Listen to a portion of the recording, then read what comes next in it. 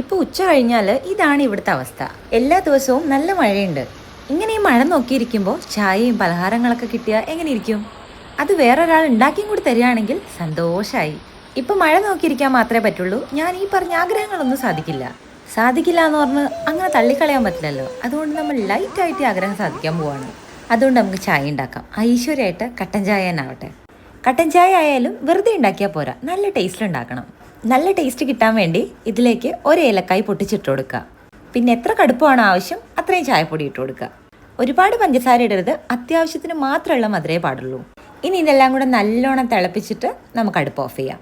ഇനി എല്ലാവർക്കും ഉണ്ടാവുമല്ലോ നമുക്ക് ഫേവറേറ്റ് ആയിട്ടുള്ള ഒരു കപ്പ്, ആ കപ്പ് എടുക്കുക, ചായ കുടിക്കുക.